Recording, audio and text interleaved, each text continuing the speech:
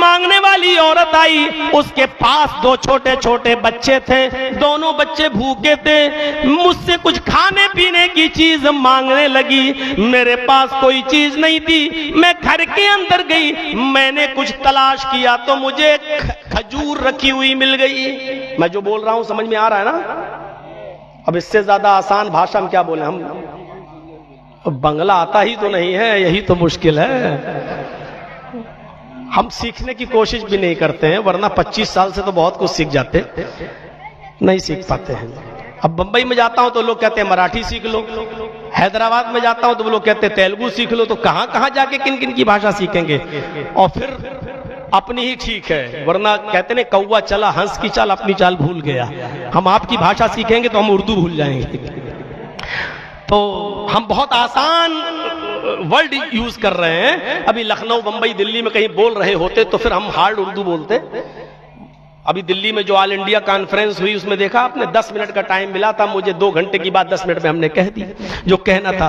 तो वहां स्पीड भी थी, अच्छी उर्दू भी थी, तो बोल दिए थे। तो अब यहां तो हमें समझाना पड़ता है, तो एक बात को दोबारा 3 बार भी कहना पड़ता है ताकि मैं आपको समझा सकूं। तो मेरे भाइयों, हजरत आयशा कहती है खजूर मेरे पास रखी हुई थी, मैंने वो खजूर उठाकर उस औरत को दे दिया।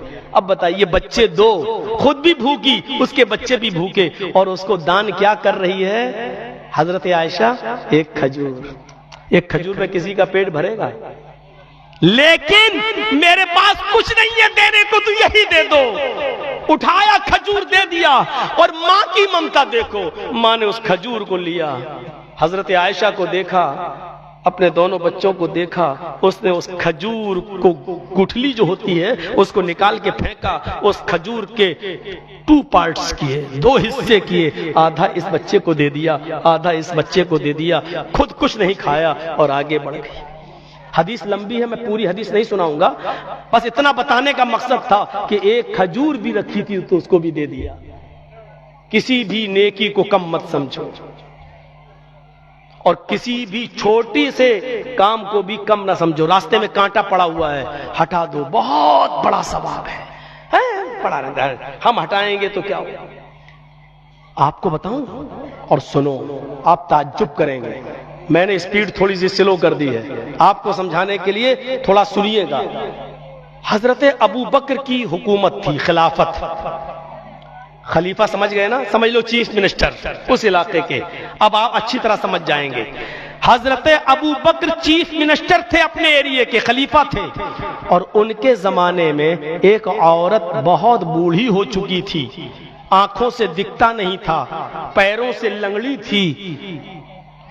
हजरत उमर रात में उस बूढ़ी औरत के घर जाते थे, उसके बर्तन मांज दिया करते थे, जिसमें वो खाना खाती थी, बर्तन मांज देते थे, उसके कपड़े धुल दिया करते थे जो वो पहनती थी, क्योंकि लंगड़ी है, आंखों से अंधी है, उसको दिखता नहीं है। तो हजरत उमर उसके कपड़े धुल दिया करते थे और उसके घर में झाड़ू लगा दिया करते थे। जर्जी साहब आज किसी के घर में झाड़ू लगा देंगे? अरे हम अपने घर में नहीं लगाएंगे, कोई देख लेगा कहेंगे अच्छा मौलाना साहब बीवी के होते हुए खुद झाड़ू लगा रहे हैं। अरे मेरे भाइयों, अल्लाह के नबी सल्लल्लाहु अलैहि वसल्लम अपनी बीवी, एक नहीं 7 11 बीवियों के होते हुए भी घर में झाड़ू लगा दिया करते थे, अपने कपड़े खुद धुल लिया करते थे। अपने काम, घर के काम करने में आपको शर्म नहीं आती थी, अपने घर के काम को अपना काम समझ के करो, घर का काम करने से आप छोटे नहीं हो जाओगे। हजरत उमर उस घर में जाते थे, बर्तन मांज दिया करते थे, कपड़े धो देते थे उस औरत के, और उस बूढ़ी औरत के घर में झाड़ू लगा दिया करते थे। एक दिन फजर की नमाज के वक्त गए। फजर की नमाज कब होती है जानते हैं ना? हाँ जानते हैं। अभी सुबह देख लूंगा कितने लोग जानते हैं फजर का वक्त। अभी किसी को खड़ा करके पूछो, अच्छा बताइए आपके यहाँ फजर की अजान कितने बजे हो रही है, टाइम कितने बजे हो रहा है, तो शायद नहीं बता पाएगा। इम्तिहान लेके देखूं?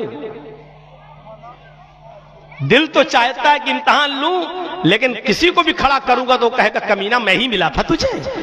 अभी वो यही कहेगा तेरी नजर मेरे ही ऊपर पड़ी थी क्या, इसलिए वो कहेगा भरे मजमे में हमको बदनाम करने आए थे। ए भैया बैठ जाओ आप लोग, भी बीच में बैठ जाते हैं फिर उठ के जाते हैं। यार लगता है ये लोग शुगर के मरीज हैं, इनको ज्यादा पेशाब आता है। बीच से उठते हैं तो डिस्टर्ब होता है, दाएं बाएं से उठ के चले जाए तो कोई बात नहीं। तो मेरे भाइयों सुनिए, मैं जो कहना चाहता हूं वो सुनिए। हजरत उमर फारूक फजर के वक्त उठे, सुबह जो अजान होती है उस वक्त, उससे पहले थोड़ा उठे और उस बूढ़ी औरत के घर में घुस गए। तो क्या देखते हैं, इसके बर्तन तो मजे हुए हैं, घर में झाड़ू लगी हुई है, बुढ़िया का कपड़ा धुला हुआ टंगा हुआ है, सूख रहा है। हजरत उमर ने बूढ़ी औरत से पूछा, माँ आज तुमने खुद ही कपड़ा धुल लिया, आज तुमने खुद ही बर्तन मांज लिए? वो बुढ़िया कहती नहीं तो तुमने नहीं मांजे? हजरत उमर ने कहा नहीं मैंने तो नहीं मांजा। बुढ़िया कहती है मैं आंखों से अंधी हूं, मुझे क्या मालूम, मैंने तो समझा कि तुम ही आए हो और तुम ही झाड़ू लगा रहे हो, तुम ही बर्तन मांज रहे हो, तुम ही कपड़ा धुल रहे हो। हजरत उमर ने कहा लगता है मुझसे पहले ये काम कोई कर गया। तो उन्होंने कहा चलो हो सकता है आज कोई कर गया हो, कल आते हैं। कल और पहले आए, यानी फजर की अजान अगर 4:45 बजे हो रही है तो कल 4:30 बजे ही पहुंच गए रात में, सुबह के वक्त। तो क्या देखते हैं कि फजर से पहले दूसरे दिन भी झाड़ू लग चुकी है, बर्तन बन चुके हैं, कपड़ा धुल चुका है। हजरत उमर ने कहा ओफो, ये काम कोई है जो करके जा रहा है, अब छुपकर पता लगाऊं कि कौन है, आता कौन है इस घर में जो मुझसे पहले ये काम कर जाता है। तो रात के तकरीबन 2 ही बजे उठे होंगे और चोरी से छुप गए एक दरख्त के पीछे और देखने लगे कि देखें कौन आता है। 3:30-4 बजे के आसपास एक शख्स को देखा आते हुए, वो चेहरा छिपाए हुए, जैसे आजकल लोग मास्क लगा लेते हैं वैसे ही उसने चेहरा छिपाया है और आया और बूढ़ी औरत के घर घुस गया, झाड़ू लगाया, बर्तन मांजा, कपड़े धोए। थोड़ी देर के बाद जब घर से निकला तो हजरत उमर ने दरवाजे पर पकड़ लिया और कहा ए कौन हो तुम, जरा चेहरा खोलो। उसने कहा नहीं। कहा चेहरा खोलो, मैं देखना चाहता हूं कि कौन है जो पहले काम करके चला जाता है। ये काम तो मैं करता था इस बूढ़ी औरत का, तुम कौन होते हो इस घर में काम करने वाले जो मुझसे पहले आते हो, कौन हो? हजरत उमर थोड़े मोटे ताजे इंसान थे, उन्होंने जबरदस्ती कपड़ा हटाया, हटा हटा। जैसे कपड़ा हटाया तो क्या देखते हैं, ये तो हजरत अबू बकर हैं, चीफ मिनिस्टर है इस इलाके का। जर्जीस साहब और जर्जीस जैसे मौलवी अपने पड़ोस में किसी गरीब औरत के घर में झाड़ू नहीं लगा सकते हैं, शान घट जाएगी, इंसल्ट हो जाएगी। इतने बड़े हो के उसके घर में झाड़ू लगा रहा, अपने घर में लगा ही नहीं, उसके घर में लगा रहा। अरे मत लगाओ, कम से कम उसको जो जरूरत है वो तो पूरी कर दो। अबू बकर सिद्दीक उससे भी पहले काम करने लगे और खलीफा। अच्छा झाड़ू लगाना कैसा काम है, मदरसे का या मेरा?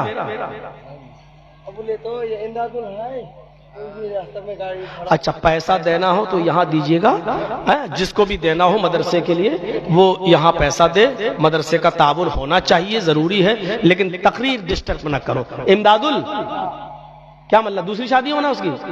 तो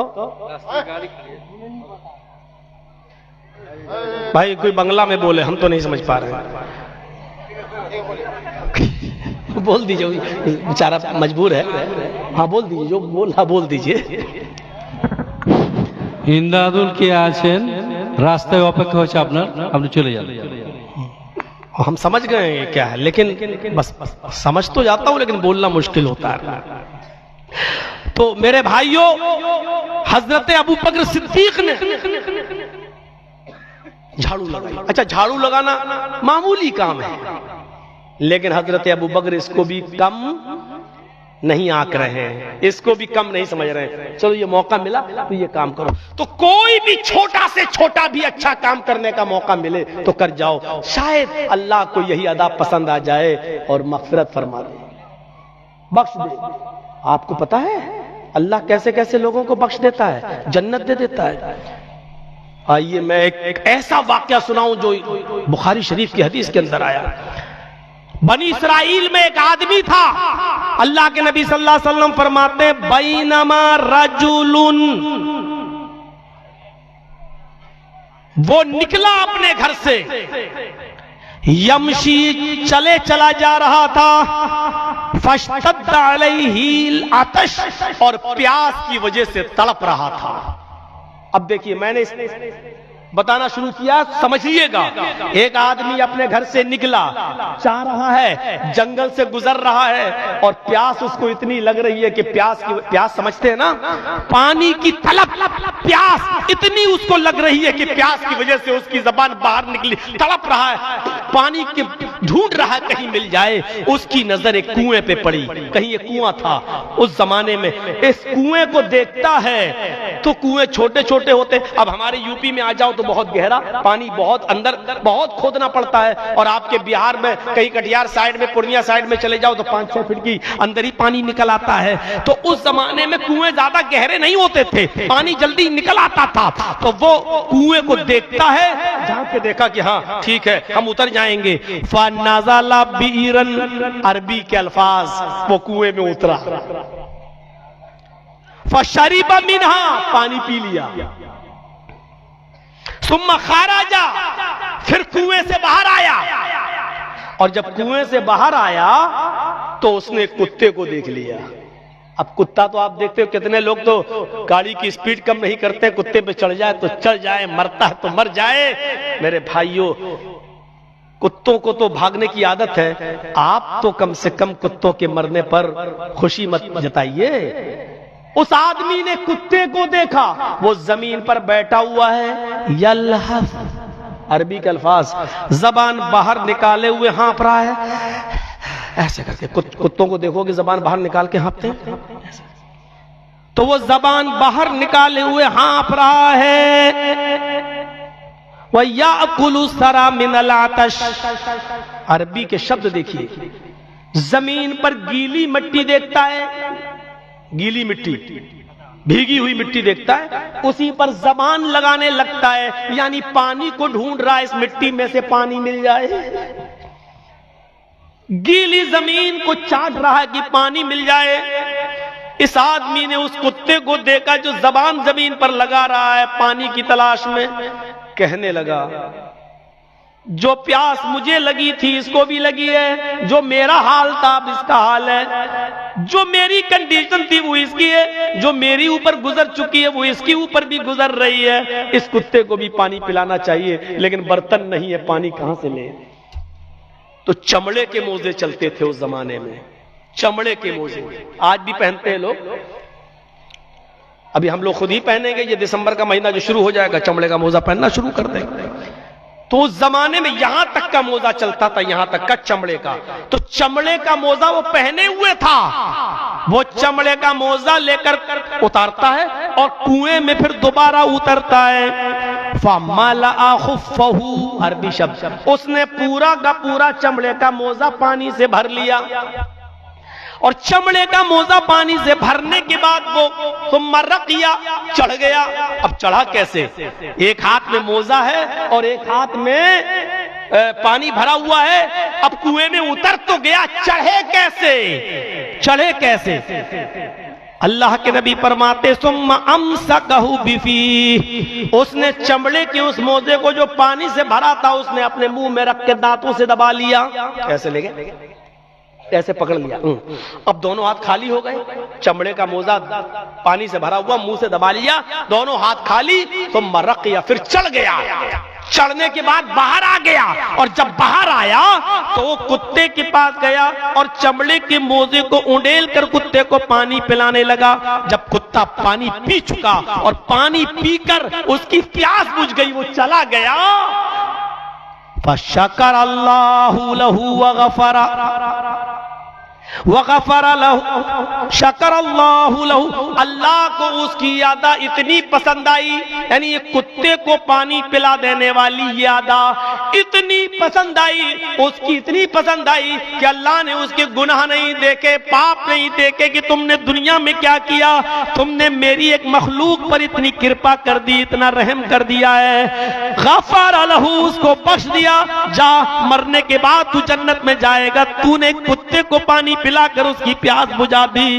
गौर करो, जो इस्लाम कुत्ते को पानी पिलाने वाले को ये अजर देता हो, ये सवाब और ये पुण्य देता हो, वो इंसानों के साथ, गरीबों के साथ, यतीमों के साथ, बेवाओं के साथ, मोहताजों के साथ, मांगने वालों के साथ और गरीबों के साथ अच्छा सलूक करने वाले को कितना बड़ा इनाम देगा। दुनिया में मानवता से बड़ा कोई धर्म नहीं है, इंसानियत से बड़ा कोई मजहब नहीं है, इसलिए कि इस्लाम ने ही इंसानियत के साथ अच्छा सलूक करने का हुक्म दिया है। आप रोजे से हैं और आपके यहां 5:30 बजे सूरज डूब रहा है और 5 बजे आपके पड़ोस में कोई आदमी बीमार है या किसी पड़ोसी का बच्चा बीमार है, उसको ऑपरेशन होना है और आप डॉक्टर ने एक बोतल ब्लड मांगा है, उसके बाप का ब्लड उसको लग नहीं रहा है, उसके खानदान में किसी का ब्लड नहीं लग रहा है, पता चला कि आपका ब्लड उसका ब्लड एक है, अगर आधे घंटे में आपने उसको ब्लड नहीं दिया तो वो बच्चा मर जाएगा। अगर ऐसी कंडीशन है तो इस्लाम ये कहता है कि वो हिंदू हो, ईसाई हो, सिख हो, बुद्धिस्ट हो, कम्युनिस्ट हो, कोई भी हो, अगर आपके ब्लड से उस बच्चे की या उस आदमी की या उस पड़ोसी की जान बच रही है तो तुम्हें ब्लड देना पड़ेगा। अगर तुम्हारी जान नहीं जा रही है तो उसको ब्लड दो। अब सवाल ये है कि आधा घंटे बाद तो रोजा खोला जाएगा, अभी हम इतना ब्लड निकालेंगे तो हमारा रोजा टूट जाएगा, कमजोरी आ जाएगी। इस्लाम कहता है अब रोजा मत देखो, उसकी जान बचाओ। रोजा टूटता है तोड़ दो, रोजा बेकार होता हो जाने दो, रोजा तो बाद में भी तुम रख लोगे, अगर इसकी जिंदगी चली गई तो बाद में जिंदगी नहीं दे पाओगे, इसलिए पहले तुम अपना रोजा तोड़ो और उसको ब्लड देकर उसकी जान बचाओ। ये इस्लाम कहता है। क्या मानवता है और क्या इंसान है। छोटी से छोटी नेकी को भी हकीर न समझो। नेकी नेकी को जन्म देती है, बुराई बुराई को जन्म देती है। ये सुन लीजिएगा, अगर आपने सुबह फजर की नमाज जमात के साथ पढ़ी है तो जोहर में आप कहेंगे हाँ अज़ान हो रही है, चलो यार नमाज पढ़ लेते हैं। फजर की नमाज हमने जमात के, इतनी मुश्किल नमाज जो नहीं उठा जाता है आदमी को, जब वो पढ़ ली तो जोहर पढ़ने में क्या, अब जोहर भी पढ़ेंगे। जोहर भी आपने पढ़ ली तो आपका दिल कहेगा असर भी पढ़ लो जोहर, जब मेरी फजर नहीं छूटी असर जोहर तो अब असर भी पढ़ लो। असर पढ़ के आएंगे तो आप कहेंगे अरे मैंने फजर पढ़ी जोहर और असर, तो मगरिब भी पढ़ो। अब 4 नमाजें आप पढ़ चुके, अब आपको नींद आ रही है, आपने कहा नहीं यार 4 नमाजें पढ़ ली, एक रह गई है, अब उसको भी पढ़ लो। एक नमाज आपने सुबह पढ़ी, आपकी 5 नमाजें होंगी, और सुबह की नमाज आपने छोड़ दी, अब जोहर में क्या कहोगे, अरे यार सुबह छूट गई तो चलो यार शाम से पढ़ेंगे।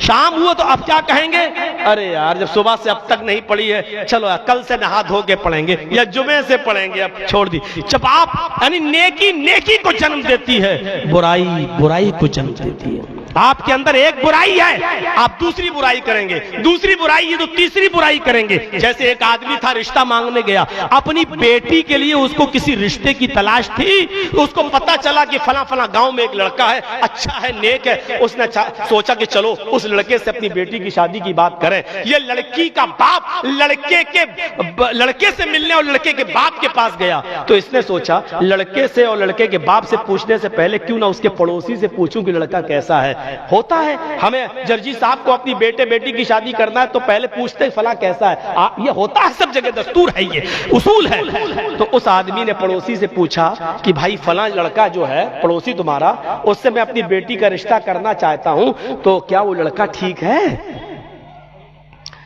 तो पड़ोसी कहने लगा हाँ ठीक तो है लेकिन प्याज बहुत खाता है। प्याज समझते हैं ना, आपके यहाँ क्या बोलते हैं, कांदा, कांदा तो बंबई में बोलते हैं, आप क्या प्याज ही बोलते होंगे। तो मेरे भाइयों कहा वो प्याज बहुत खाता है। लड़की के बाप ने कहा प्याज खाने से क्या मतलब, प्याज बहुत खाता है। अरे खाता है तो ठीक है कोई बात नहीं, मैं समझा नहीं तुम्हारी बात, प्याज बहुत खाता है क्या मतलब है आपका। तो पड़ोसी क्या कहता है, प्याज भी वो हर वक्त नहीं खाता है, कोई वैसी बात नहीं है, प्याज वो तब खाता है जब वो शराब पीता है। लड़की के बाप ने कहा शराब भी पीता है। झट से पड़ोसी क्या कहता है, अरे आप तो टेंशन में आ गए हजरत, शराब वो हर वक्त नहीं पीता है, शराब वो हर वक्त नहीं पीता है, शराब वो तब पीता है जब जुए में बहुत सी रकम जीत कर आता है, तब मारे खुशी में शराब पीता है। लड़की का बाप कहता है क्या मतलब, वो जुआ भी खेलता है? पड़ोसी कहता है अरे भाई आप फिर टेंशन में आ गए, वो 24 घंटे जुआ नहीं खेलता है, वो जुआ तब खेलता है जब किसी के घर में चोरी करने जाता है और उसको अच्छा माल मिल जाता है। लड़की के बाप ने कहा इसका मतलब वो चोरी भी करता है? अरे यार जुआरी भी है, शराबी भी है, तवाइफ के चकले पे भी जाता है, और लास्ट में तुम बता रहे हो कि वो शराब तब पीता है जब वो चोरी बहुत करता है, और चोरी भी वो तब करता है जब उसको तवाइफ के चकले पे जाना होता है ताकि पैसा हो। ये सारी बुराइयां तुम उसके अंदर बता रहे हो, फिर भी कह रहे हो कि 24 घंटे हट मुझे नहीं करना। मैं इस वाक़े को बताकर ये बताना चाहता हूं कि एक बुराई दूसरी बुराई को जन्म देती है, एक पाप दूसरे पाप को जन्म देता है। इसलिए आपसे जब भी कोई गुनाह हो, उस गुनाह पर नदामत और शर्मिंदगी के आंसू बहाकर उसको आप धोइए और कोशिश करिए कि दूसरा पाप न जन्मे, दूसरा पाप ना उठे।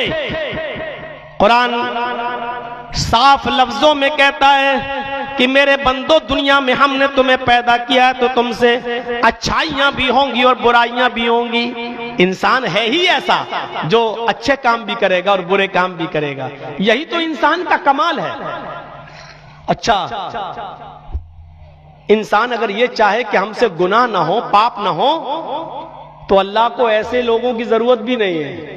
आज मैं नई आपको बात बता रहा हूं, आप ये मत सोचिएगा कि मौलाना ये क्या कह रहे हैं। अल्लाह को ऐसे लोगों की जरूरत ही नहीं है जो बिल्कुल पाप ना करें। ऐसी मखलूक तो अल्लाह के पास पहले से मौजूद है, फरिश्ते जो गुनाह नहीं करते हैं, हर वक्त इबादत करते हैं। ऐसी मखलूक तो अल्लाह के पास है, फिर अल्लाह को तुम्हारी क्या जरूरत पड़ी? तुम्हें क्यों पैदा किया दुनिया में? गुनाह होंगे, पाप होंगे। लाओ लाओ लाओ बेटा, दुआ करूंगा तुम्हें अल्लाह ताला 2 बीवी दे। कह चुका हूं कि उधर दे दो पैसा, डिस्टर्ब ना करो। देखिए अब सुनिए मेरी बात, क्या जबरदस्त बात के कही है। इंसान दोनों चीजें लेकर आया है, अच्छे काम भी कर सकेगा और बुरे, ये दोनों काम की ताकत अल्लाह ने उसको दी है। फ़अल्हमहा फ़ुजूरहा व तक़वाहा, कुरान की आयत पढ़िए। हमने इंसान को गलत काम करने की भी शक्ति दी है और अच्छे काम करने की भी शक्ति दी है। दोनों शक्तियां हैं इंसान के पास, लेकिन अच्छा मनुष्य वो है शक्ति, बुरे काम की शक्ति और बुरे काम की ताकत होने के बावजूद वो बुरे काम को अल्लाह के डर से छोड़ दे। मसलन मेरे पास पैसा भी है, शराब की दुकान भी खुली है, जर्जी साहब ने शराब की बोतल खरीद भी ली है और ले भी ली है, कोई देखने वाला भी नहीं है, मेरे माँ बाप भी नहीं है, दोस्त भी नहीं है, पैसा भी है, शराब की बोतल भी मेरे हाथ में नहीं। यार ये बहुत गलत चीज है, अल्लाह ताला बहुत गुनाह देगा। शराब हराम है, हम नहीं पिएंगे, हमने छोड़ दिया। ताकत होने के बाद, पैसा होने के बाद, सब कुछ होने के बाद भी हम अल्लाह के डर से छोड़ दें, ये इंसान बेहतर इंसान है। और इसीलिए फरिश्तों से अफजल है, फरिश्तों से अच्छा कहा। क्यों? फरिश्तों को तो गुनाह करने की ताकत ही नहीं है, फरिश्तों के पास गुनाह करने की शक्ति ही नहीं है। उनको अल्लाह ने कह दिया बस तुम मेरी इबादत करो, वो इबादत में लगे हैं, वो गुनाह करेंगे ही नहीं। अच्छा एक बात बताओ, मिसाल एग्जाम्पल दे रहा हूं, बहुत अच्छी एग्जाम्पल है, जरा देखिएगा। और नौजवानों तुम्हारे मतलब की एग्जाम्पल है। खूबसूरत लड़की आ रही है, अब सुनोगे, हमें मालूम है। रास्ते में खूबसूरत लड़की आ रही है, स्कर्ट पहनी हुई है, बाल खुले हैं, मेकअप की हुई है, चली आ रही है। इधर से एक अंधा आदमी जा रहा है, नाबीना आदमी है, जा रहा है। अब नाबीना आदमी उस लड़की को नहीं देख रहा है, तो इसमें नाबीना आदमी का कमाल क्या है? कोई कमाल है? अरे यार वो तो अंधा है, वो तो देख ही नहीं पा रहा है। अब ये कहो कि कितना अच्छा आदमी है, देखो लड़की नहीं देख रहा है। अरे उसका कमाल ही क्या है, वो तो देख ही नहीं सकता है। कमाल ये है कि बला की हसीन, खूबसूरत गाल, मेकअप की हुई, स्कर्ट पहनकर शॉर्ट कपड़े पहने हुए, भरी जवानी चली आ रही है। जर्जी साहब रास्ते से जा रहे हैं, नजर पड़ी, कोई कहने वाला नहीं है कुछ, जर्जी साहब को क्यों देख रहे हो? देखने की ताकत भी है, कुदरत भी है, उसके पास से भी गुजर रहे हैं, मोबाइल भी हाथ में है, चाहे तो उसके बगल से गुजरते हुए सेल्फी भी ले सकते हैं, सारी ताकत मौजूद, सारे रास्ते मौजूद, लेकिन लड़की को देखते कहा नहीं, अल्लाह के नबी ने मना किया है, पहली नजर अचानक पड़ जाए वो तो माफ है, लेकिन दोबारा लड़की पर गलत नजर मत डालो। मेरे भाइयों ये गुनाह है। जर्जी साहब ने अल्लाह के नबी की हदीस को याद करते हुए नजर झुका ली और उस लड़की पर नजर नहीं डाली। ये कमाल की बात है कि सब कुछ होने के बाद, देखने की ताकत होने के बाद, आंखें होने के बाद, ताकत होने के बाद, सारे रास्ते खुले हुए होने के बावजूद भी हम अपने आप को बचा लें, यह है कमाल। अच्छा, फरिश्ते अगर रोजा रख लें तो कौन सा कमाल है? सुन रहे हैं ना? फरिश्ते अगर रोजा रख लें तो कौन सा कमाल है? भाई फरिश्ते तो खाते ही नहीं है, फरिश्ते तो पीते ही नहीं है। कभी सुना जिब्राइल अलैहिस्सलाम ने खाना खाया? कभी सुना मीकाईल अलैहिस्सलाम ने खाना खाया? अरे फरिश्ते खाते ही नहीं है, पीते ही नहीं है। अगर वो रोजा रख ले तो कौन सा कमाल है? नहीं है कोई कमाल, इसलिए कि वो तो खाते पीते ही नहीं है। अगर भूखे प्यासे रह लिए तो क्या बड़ी बात, उनका तो खाना पीना कुछ है ही नहीं। कमाल ये है कि जर्जी साहब ने रोजा रखा, सुबह से सारी चीजें खाना पीना छोड़ दी, मजदूर हैं, लेबर का काम करते हैं, सर पे ईंटें लाद कर किसी का मकान बनाते हैं, मजदूरी कर रहे हैं, प्यास लग रही है, फिर इसका ठंडा पानी उनके सामने मौजूद है लेकिन नहीं पी रहे हैं, खाना मौजूद है लेकिन नहीं खा रहे हैं। क्यों? क्योंकि मैं रोजे से हूं। मेरे भाइयों, खाना सामने, पानी सामने, सब कुछ मौजूद, लेकिन इसके बावजूद हम खाने पीने को छोड़े हुए हैं, रोजा रखे हुए हैं। यह है कमाल की बात। तो इंसान गुनाह की ताकत रखते हुए अपने आप को गुनाहों से बचा ले, यह है कमाल। समझ गए ना मेरी बात? अब आइए, या अय्युहल्लज़ीना आमनू तूबू इलल्लाहि तौबतन नसूहा। आए मुसलमानों, तुम अल्लाह से सच्ची तौबा करो, खालिस तौबा करो। अल्लाह से सच्ची तौबा करो, खालिस तौबा करो नहीं। तौबा तो जलसों में रोज होती है। अभी जो मौलाना साहब आए वो भी तो तौबा ही तो कर रहे थे, अल्लाह ताला हमारे गुनाह को माफ फरमा दे, आमीन आमीन आमीन सुम्मा। ये तौबा नहीं है, माफ कीजिएगा। आपने हाथ उठा, अल्लाह हमें माफ, ये तौबा नहीं है, माफ कीजिएगा। आज मैं तुम्हें तौबा के 3 चीजें ऐसी बताता हूं, अगर ये हमारे अंदर नहीं है तो हमारी तौबा नहीं है। गए मस्जिद में नमाज पढ़ी, अस्सलाम वालेकुम रहमतुल्लाह, अस्सलाम वालेकुम रहमतुल्लाह, अल्लाहुम्मा आमीन, ये तौबा नहीं है, माफ कीजिएगा। तौबा क्या है? तौबतन नसूहा, सच्ची तौबा करो अल्लाह से। तौबा क्या है? जर्जी साहब के हाथ पे शराब है, पी रहे हैं, 2 घूंट पिए अभी। अरे यार, ये तो बहुत बड़ा गुनाह है, नहीं नहीं नहीं, नहीं पीना चाहिए। ये मैंने क्या कर दिया, पूरी नहीं पी, अभी 2 ही घूंट पिए थे कि एकदम एहसास हो गया ये तो हराम है, नहीं पीना चाहिए।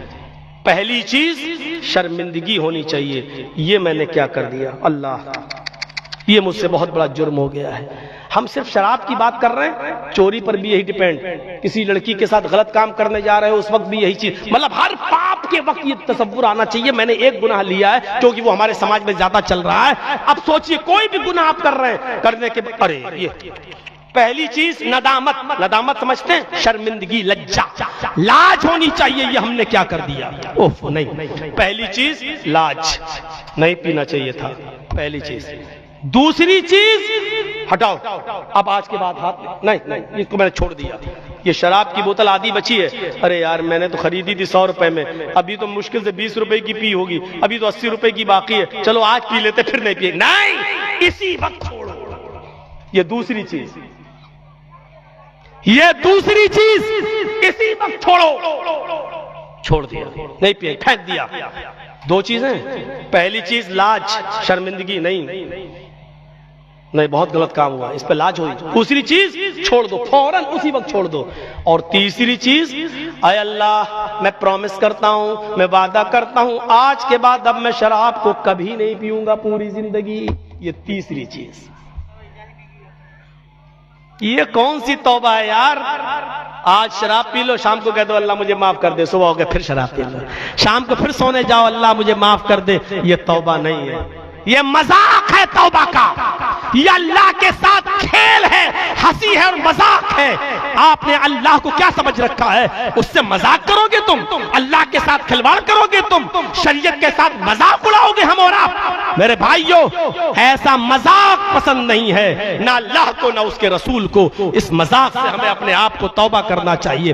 तो या अय्युहल्लज़ीना आमनू तूबू इलल्लाहि तौबतन नसूआ, ऐ ईमानो वालो तुम अल्लाह के दरबार में सच्ची तौबा करो, अल्लाह से खालिस तौबा करो। ऐसी तौबा करो, अपने गुनाह पर तुम्हें शर्मिंदगी होनी चाहिए, उस गुनाह को फौरन छोड़ देना चाहिए और आइंदा कभी दोबारा उस गुनाह को न करने का अज़्म और इरादा होना चाहिए कि आज के बाद हम कभी ये गुनाह नहीं करेंगे।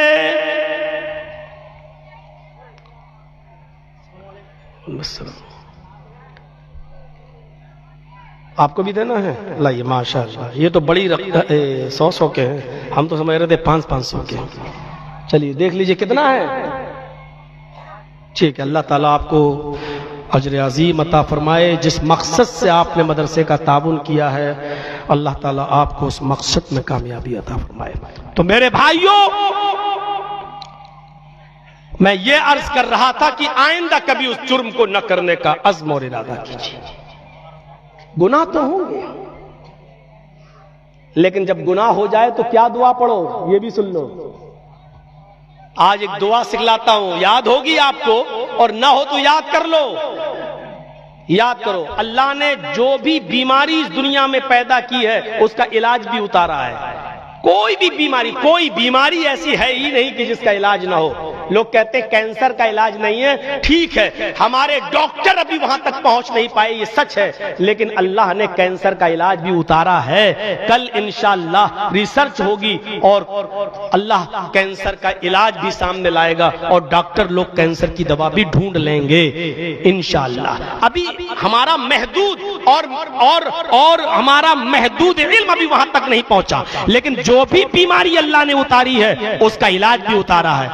हमें बुखार आता है, पैरासीटामोल खा लेते हैं, डोलो ले लेते हैं, एलर्जी हो गई है, छींकें आ रही हैं, आपने सिटीजन ले ली, मोन्टार एलसी ले ली, तो ये उसका इलाज आप ढूंढ लेते हैं। तो ऐसे ही जो बीमारी अल्लाह ने उतारी है तो उसका इलाज भी उतारा है। ऐसा हो सकता है कि अल्लाह ने शराब दुनिया में पैदा की हो, जुआ, जिना, बदकारी, मक्कारी, झूठ, फरेब, ये सारी चीजें ऊपर ही से तो पैदा हुई हैं, और ये सारी चीजें पैदा की हो तो इसका इलाज ना उतारा हो। अल्लाह ने अगर गुनाह पैदा किया है तो उसका इलाज भी बताया।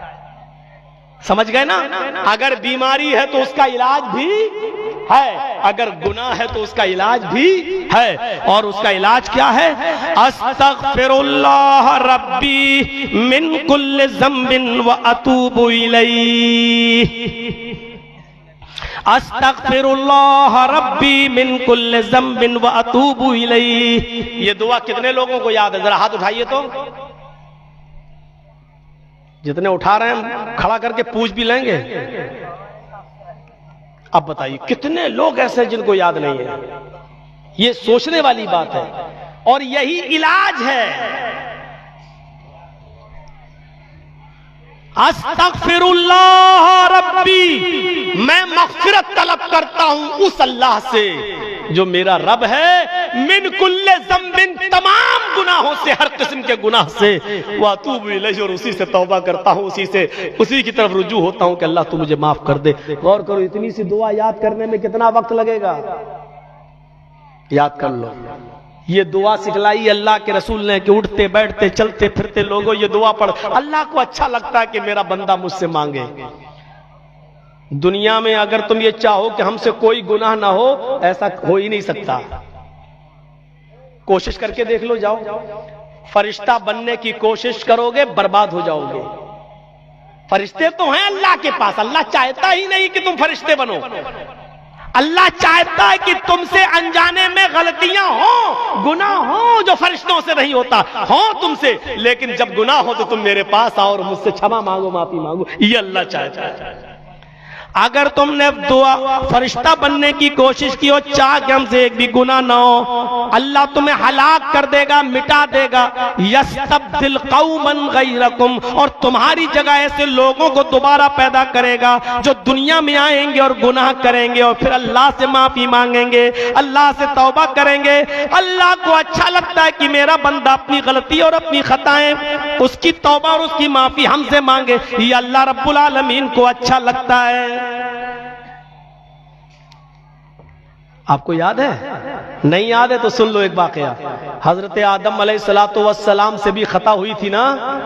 पहले आदम अलैहिस्सलाम को अल्लाह ने पैदा किया, फिर उसमें रूह डाली, उसके बाद जन्नत में भेज दिया, और जन्नत में जब उनको बोरियत महसूस हुई, अकेलापन महसूस हुआ, तो उनकी पिछली से अल्लाह ने हव्वा को पैदा किया, उनकी भी, और जन्नत में कहा खाओ पियो, लेकिन एक हुक्म दिया, इस दरख्त के करीब मत जाना, इस वृक्ष के पास मत जाना, इसका फल मत खाना। शैतान जन्नत में पहुंचकर उनको बहकाने लगा। शैतान का जन्नत में क्या काम था? अब 1.5-2 घंटे की तकरीर में हम एक एक चीज का खुलासा करेंगे तो हम अपनी असल बात नहीं बोल पाएंगे। शैतान का जन्नत में क्या काम था? लेकिन गया, उसने बहकाया, आदम और हव्वा उसके बहकाने में आ गए और दरख्त के पास चले गए और उसका फल भी खा लिया। अगर अल्लाह ना चाहता तो आदम फल खा लेते। अब ये मत कहिएगा कि हम शराब पीते, अगर अल्लाह ना चाहता तो हम पी लेते। ये मत कहना हम किसी लड़की के साथ गलत काम करते, अल्लाह ना चाहता तो हम कर लेते। मैंने कहा ना, ये हम मौका ऐसा नहीं कि हम इसकी तफसील में चलें, और चलेंगे तो फिर इसी पे बहुत होगी और फिर हम अपनी बात नहीं कह पाएंगे जो मैंने उठाया है। आदम अलैहिस्सलाम को अल्लाह ने जन्नत में भेजा और फिर ये भी कहा कि खाओ पियो पूरी जन्नत में, लेकिन इसके पास मत जाना, इस दरख्त के पास। और आदम वहीं गए नहीं, बल्कि अल्लाह तो जानता ही था कि ये ऐसा करेंगे और खाएंगे, फिर हम उनको जन्नत से निकाल के दुनिया में भेजेंगे। अल्लाह को तो पहले ही से मालूम था, इसलिए आदम अलैहिस्सलातु वस्सलाम ने उस दरख्त के फल को खाया। इसमें अल्लाह की मर्जी भी शामिल थी। खा लिया, निकलो अब चलो, तो अल्लाह को तो पहले ही से मालूम था। अब निकाला, आदम से गलती हुई नहीं बल्कि कराई गई। क्यों? प्रैक्टिस। अब तुम दुनिया में जा रहे हो, तुम्हारी औलाद से भी गलती होगी, इसलिए प्रैक्टिस यहां से शुरू कर दो गलती करने की। आदम और हव्वा दोनों को दुनिया में भेज दिया गया। अल्लाह चाहता तो डायरेक्ट जहन्नम में भी भेज सकता था। अच्छा तुमने मेरी बात नहीं मानी, जाओ अब जहन्नम में, लेकिन जहन्नम में नहीं भेजा। क्यों? अब देखे तुम करते क्या हो, क्या करते हो। दुनिया में भेज दिया, एक मौका दे दिया। अब दुनिया में आने के बाद आदम ने क्या किया, जरा गौर से मालूम है आपको। आदम और हव्वा दोनों दुनिया में आए तो इन्होंने क्या कहा? रब्बना ज़लमना अनफुसना व इल्लम तग़फिर लना व तरहमना लनकूनन्ना मिनल खासिरीन। यही तो अल्लाह चाहता था कि गलती करें और उसके बाद हमें पुकारे और हमसे माफी मांगे, और आदम ने वही किया। रब्बना ज़लमना, आए हमारे रब हमने जुल्म किया अपने ऊपर, अनफुसना अपने आप पर, व इल्लम तग़फिर लना व तरहमना, अगर तूने हमारी मग़फ़िरत न की और हम पे रहम न किया, कृपा न की, लनकूनन्ना मिनल खासिरीन, तो हम नुकसान उठाने वालों में से हो जाएंगे। जब आदम ने ये कहा तो अल्लाह ने भी उनको माफ कर दिया। जाओ, अल्लाह यही तो चाहता है कि अनजाने में तुमसे भी गलती हो, और जब गलती हो तुम भी कहो अस्तगफिरुल्लाह रब्बी मिन कुल्लि ज़ंबिन व अतूबु इलैह। आय अल्लाह मुझसे ये गलती हो गई है, ये गुनाह हो गया, तू मुझे माफ कर दे, तू मुझे क्षमा कर दे। आय अल्लाह मैं तेरे अजाब को बर्दाश्त करने की ताकत नहीं रखता, तू मुझे क्षमा। ये अल्लाह को अच्छा लगता है कि मेरा बंदा मेरे सामने आए और मुझे पुकारे और मुझे बुलाए और मुझसे माफी मांगे। कितने लोग तौबा करते हैं, कितने इस्तिग़फ़ार करते हैं, कितनी अल्लाह से बख्शिश मांगते हैं, और कितने लोग ऐसे हैं जो खुद तो दुआ मांग रहे हैं लेकिन अपने बेटे को देख रहे हैं जहन्नम के रास्ते पे चल रहा है। एक माँ से ज्यादा बेटी के हालात को कोई नहीं जानता होगा, और एक बाप से ज्यादा बेटे के हालात को कोई नहीं जानता होगा। बाप को मालूम है कि मेरा बेटा बाहर जाता है तो बाप नजर रखे किन लड़कों के साथ रहता है, सोहबत का असर पड़ता है। इत्र की दुकान पे बैठोगे तो खुशबू लगेगी, बदबूदार इलाके में रहोगे तो बदबू लगेगी। माहौल अच्छा बनाओ, अपने बच्चों को अच्छा माहौल दो। आपने देखा एक वो आदमी था जो बेचारा गंदगी उठाता था, उसका पेशा था, उसका काम था, वो लोगों की गंदगी को उठाता और फेंकने जाता। वो पूरे जिंदगी गंदगी के माहौल में रहा, ये उसका पेशा था। एक दिन वो इत्र की फैक्ट्री के पास से गुजर गया। जैसी वो इत्र बनने वाले गांव में गया, और इत्र जहां इत्र बनता था, परफ्यूम, खुशबू, वो उस गांव में जैसे ही गया पूरा इलाका खुशबू से महक रहा है। उसके नाक में जब इत्र की खुशबू गई तो वो बेहोश होकर गिर गया। अब इत्र वाले जो थे बेचारे फैक्ट्री के मालिक सब निकल आए, उन्होंने उसको क्या नहीं किया, पानी मारा नहीं उठा, उन्होंने इत्र सुंघाया नहीं उठा, जन्नतुल फिरदौस सुंघाई नहीं उठा, मजमुआ सुंघाया नहीं उठा, गुलाब जल से सुंघाया नहीं उठा। लोगों ने कहा ये बड़ा बेहोश हो गया, बहुत तगड़ा बेहोश है, इसके भाई को बुलाओ। उसके भाई को बुलाया गया। उसके भाई ने अपने भाई को बेहोश देखा तो कहा, अरे रुको रुको, क्या कर रहे हो तुम? खुशबू का, ये खुशबू सूंघने से नहीं उठेगा। वो गया अपने घर और थोड़ी सी गंदगी लाया लैट्रीन, और लाकर एक रुमाल में कपड़े में बांधकर उसने अपने भाई को वो लैट्रीन सूंघाई। सूंघते ही वो उड़ गया और वो ले गया अपने भाई को। क्यों? क्योंकि वो जिंदगी भर उसी माहौल में रहा था, उसके नाक में इतर की खुशबू चली गई, बेहोश हो गया। नौजवानों, तुम जिस माहौल में रहोगे वही तुम्हें मिलेगा। अच्छे माहौल में रहोगे तो अच्छा चीज मिलेगी, और बुरी संगत में रहोगे तो बुरी चीज मिलेगी। जैसे वो गंदगी उठाने वाला इत्र के मोहल्ले में चला गया तो बेहोश हो गया, और जब तक लैट्रीन नहीं सूंघा उठा नहीं। ये जितने बूढ़े लोग बैठे हैं ना, और जितने माँ बाप बैठे हैं, अपने बच्चों को अच्छा माहौल दो, अपने बच्चों को अच्छी सोसाइटी दो।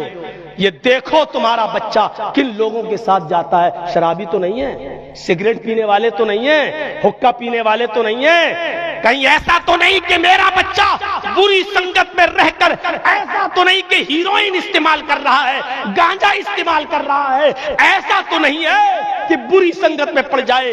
अगर आज आपने अपने बच्चों की निगहबानी नहीं की तो खून के आंसू रोगे जब ये बच्चा गलत रास्ते पे चले। कितने माँ बाप रो रहे हैं, मौलाना साहब दुआ करो मेरा बच्चा गलत। अब मौलाना जर्जीस की दुआ से तेरा बच्चा सही रास्ते पे आ जाएगा? तो दुआ का मजाक उड़ा रहा है। तू जिंदगी भर अपने बच्चे को छोड़ दे, छूट दे गलत लोगों की संगत में, और मौलवी जर्जीस तेरे बाप का नौकर है जो दुआ करे अल्लाह इसके बच्चे को हिदायत दे दे। दोनों चीजें होती हैं। आप कोशिश करिए कि आपका बच्चा गलत रास्ते पे न चले, और हम दुआ करें अल्लाह हमारे नौजवान नस्ल की हिफाजत फरमा। कितनी तेजी के साथ ये बिगड़ रही है नौजवान नस्ल। कितने माँ बाप रो रहे हैं आज अपने औलाद से। कितनी लड़कियां ऐसी हैं जिन्होंने अपने माँ बाप से कह रखा है कि मैं फला जगह शादी करूंगी, और अगर आपने इंटरफियर किया तो मैं भाग जाऊंगी। फिर बाद में मत कहना कि मेरी नाक कट गई और खानदान की नाक कट गई। और मजबूर है बाप, जानता है कि मेरी लड़की की पसंद गलत है, जानता है वो लड़का बिगड़ा हुआ है, लेकिन चूंकि बेटी दीवानी हो चुकी है, लेकिन बाप चाहकर भी कुछ नहीं कर सकता है, क्योंकि अगर उसने अपनी बेटी की जिद पूरी नहीं की तो बेटी भाग कर अपने बाप की नाक कटाने के लिए तैयार है। मजबूर होकर बाप उसी लड़के के साथ शादी कर रहा है। बेटी तू अपना अंजाम देख ले। हम कहां हैं, कहां बैठे हैं हम? हजरत आदम अलैहिस्सलातु वस्सलाम से गलती कराई गई, गलती के बाद दुनिया में आए, अल्लाह को पुकारा। अब अल्लाह ने शैतान को भी निकाला। तूने आदम को बहकाया था ना, चल भाग तू भी दुनिया में जा। अब अल्लाह ने शैतान को भी निकाला, तो शैतान क्या कहता मालूम है? अच्छा मुझे आदम की वजह से तू निकाल रहा है, मैंने सजदा नहीं किया। अरे मैं तुझे तो सजदा करता था, तेरी इबादत तो करता था, मैं आदम को क्यों सजदा करूं? वो मिट्टी से पैदा है, मैं आग से पैदा हूं, मैं आदम को सजदा नहीं कर सकता। अल्लाह ने कहा निकल जाओ मेरे दरबार से। अल्लाह ने शैतान को भी निकाला। अब शैतान को जब दुनिया में भेजा तो क्या वो आदम और आदम की औलाद को छोड़ देगा? अल्लाह ने आदम की दुआ सुनकर कबूल कर ली। अब वो आदम और आदम की औलाद से फिर गलत काम कराएगा। तो शैतान ने वहीं पर इस बात का इकरार कर लिया था और अल्लाह रब्बुल आलमीन को चैलेंज किया। इब्लीस अल्लाह को चैलेंज कर रहा है और जानते हो क्या कह रहा है? आए अल्लाह, तूने आदम की वजह से मुझे निकाला है और मुझे भी तू दुनिया में भेज रहा है। मैं जा रहा हूं, लेकिन मुझे कसम है अपने गुरूर की, मुझे कसम है अपने तकब्बुर की, मुझे कसम है अपने घमंड की, मैं तेरे बंदे आदम और आदम की औलाद से आखिरी उम्र तक गुनाह कराऊंगा, आखिरी वक्त तक मैं पाप कराऊंगा, लास्ट मरते दम तक, आखिरी सांस तक मैं तेरे बंदों से गुनाह करा के अपने साथ उनको जहन्नम में ले जाऊंगा। अल्लाह ने कहा इब्लीस लईन, मुझे चैलेंज दे रहा है, तू मेरे बंदों को आखिरी वक्त तक बहकाएगा और अपने साथ जहन्नम में ले जाएगा। जा, मैं भी चैलेंज तेरा कबूल करता हूं और छूट देता हूं, तू जा मेरे बंदों को आखिरी दम तक बहका, लेकिन मुझे भी कसम है अपने इज्जत और जलाल की, मैं भी अपने बंदों के आखिरी वक्त तक की तौबा को कबूल करूंगा, उनकी माफ कर दूंगा और उनको जन्नत में भेज दूंगा। आखिरी वक्त तक वो मेरा बंदा मुझसे माफी मांगेगा तो मैं माफ कर दूंगा। जरा गौर करो, इब्लीस चैलेंज दे रहा है, अल्लाह चैलेंज कबूल कर रहा है। इब्लीस कह रहा है आखिर वक्त तक मैं तेरे बंदों को बहकाऊंगा और अल्लाह भी कह रहा कि मैं भी आखिरी वक्त तक अपने बंदे की तौबा को कबूल करके उसको जन्नत में भेज दूंगा। कितना मेहरबान है वो, लेकिन तौबा करने वाला चाहिए, माफी मांगने वाला चाहिए, रहम करने वाला तो वो है। मुसीबत का रास्ता और आराम का रास्ता, दो रास्ते होते हैं मेरे भाइयों। अगर